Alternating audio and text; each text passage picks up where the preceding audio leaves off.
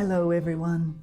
I hope that you had a wonderful solstice time, stretching into your longest day if you are in the Northern Hemisphere, and gliding into your longest night if you are in the Southern Hemisphere, as I am. It was a powerful time with portals opening and the sacred streaming through, once again reminding us of who we are. Welcome to Soulful Thoughts from New Zealand. This is your host, Meghan, mystic teacher, mentor, and author. In our world of information, we are constantly fed words, spoken and written. Sometimes we become gullible in our receiving, and at other times just too darn wary to exercise greater discernment. Mass information is a 21st century malady, and the sheer enormity of what is available to us certainly takes its toll on us all. But what of the words of the soul? Words that feed and nourish, inspire and initiate. Words that draw us into our own soul and its naturally creative nature. I'm speaking here of the creative in acknowledgement that we are all creators of something, for good or for ill. It simply depends where your energy is focused. As Carl Jung said, the creative energy that lives in every person is either creating or destroying. That energy must go somewhere and become something. The questions for us are, where and what is my energy doing right now? Is it creating, or is it destroying? I notice within myself that when I'm engaged in my writing and teaching, my whole demeanor changes. As I leave my writing and work desk, my soul is open to the world. I walk in deep appreciation of life and the beauty and the magic it offers. I feel alive and vibrant and have wonderful interactions with people. If I'm not focused on some kind of writing or teaching project, then I tend to see what is wrong with the world and focus on that. Whether it's in a personal situation or whether it's a greater world situation. But of course, you know what happens when we focus on what is wrong. That wrongness keeps growing and growing until my whole being is a gnarly tangle of darkness. Fortunately, I have now come to know the early signs of this and can redirect my energy quickly. Well, most times. But I have experienced firsthand the unpleasant outcomes in the past. Exactly as Jung describes it, as the destructive force. Recently, I posted on my Facebook page a poem I wrote while living in Ireland. People responded very favorably to it, so I thought I would share that with you today. I was living on the Beara Peninsula, which is known for its remoteness and wildness. One day, a tremendous storm came in from the sea. The wind was wild and whipping beyond what I'd ever experienced there. Now, as a rule, I tend to avoid strong winds whenever I can. I find them to be quite harsh and hard work if walking outdoors. There were some days when I was in Ireland where I opened my door to go for a walk and the wind was blowing so hard I just shut the door and stayed inside. I was like, no, not going out in that. But on this particular stormy day, I felt the call. I knew I needed to go down to the beach and be with her, the Cailleach, the great mother crone who was calling my name. As I reached the shore, the wind was so great that my hair was standing parallel to my head, and as I walked, I was being pushed along the beach by the wind. I knew it to be the wildness of she. So this poem is called It Is She.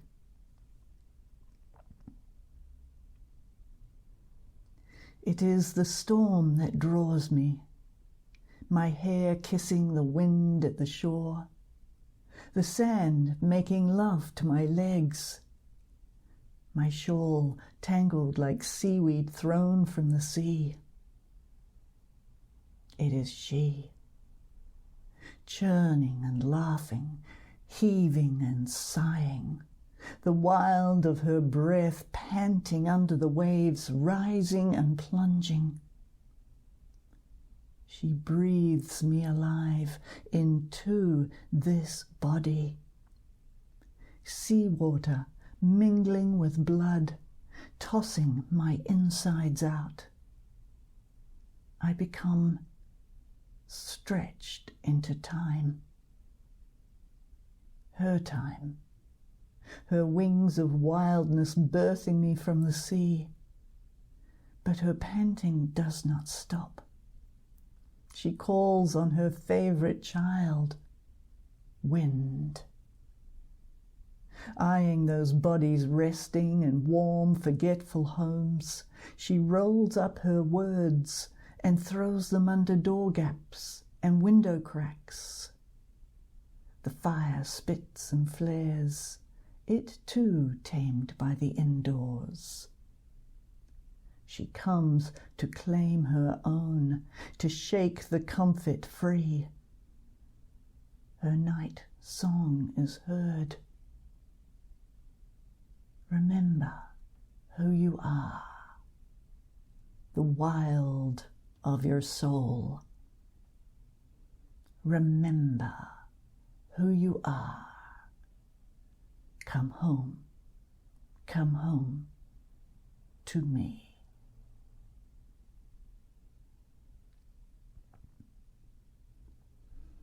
Our world at this time is living in a constant storm.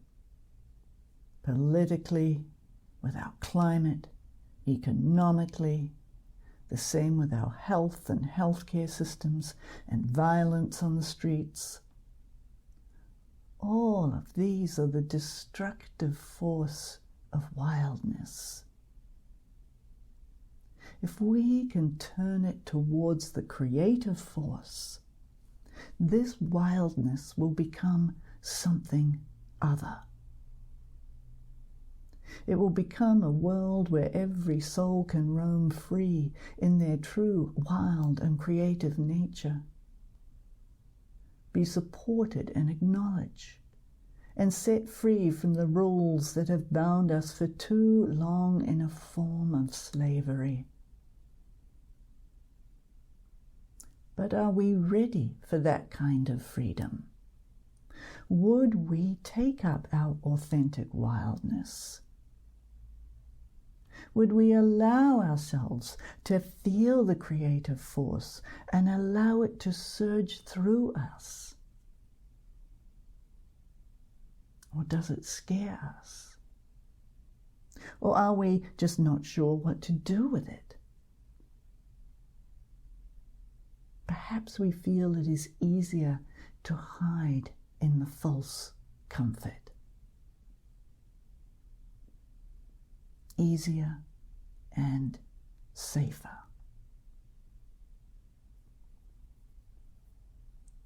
My guess is that we are all at this time oscillating between this safety and this desire, also oscillating between the fear and the desire for our true wildness, our true creative being. Wherever you find yourself, I pray that the true wild of your soul be set free, and that you will give it generously to the world, no longer concerned with what others think or say about you. I mean, what do they know? I mean, really, it is all subjective and a reflection of them. So why worry about it? I know this is sometimes easier said than lived, but one day we will have had enough, and we will simply walk out onto that stormy beach and let her have her way with us, tossing our insides out. And then we will laugh and laugh and cry and remember who we are.